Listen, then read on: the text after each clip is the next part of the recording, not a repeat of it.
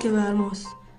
روزی ز سر سنگ عقابی به هوا خواست و اندر تله به طعمه بروبال بیاراست. جب قافیه چه چیزی داره؟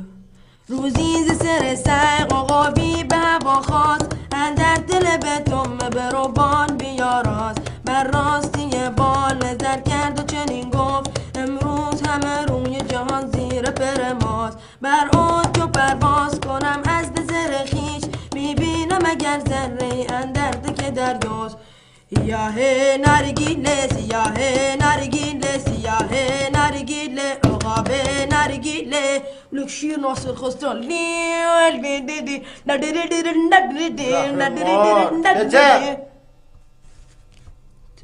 چطور شلوغش کردی؟ تو میدونی ناصر خسرو که داری تو مسخره بازی در میاری؟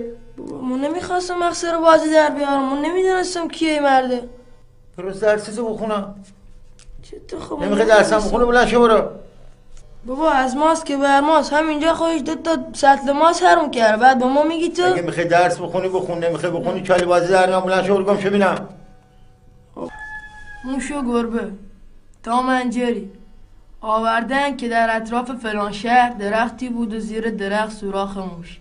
به نزدیک آن گربه خانه داشت. به صیادان آنجا بسیار آمدندی. روزی صیادان بنهاد گربه در دام افتاد و بنماد موش به تله به تومه موش به تله به تومه سیاه نرگیله سیاه نرگیله گربه نرگیله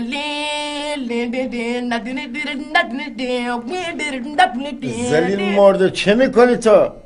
برام درس میخونم. میخوام 100 سال سیاه نخونی. این چه درس خوندنیه؟ این درس همه با ریتمه، خیلی قشنگه.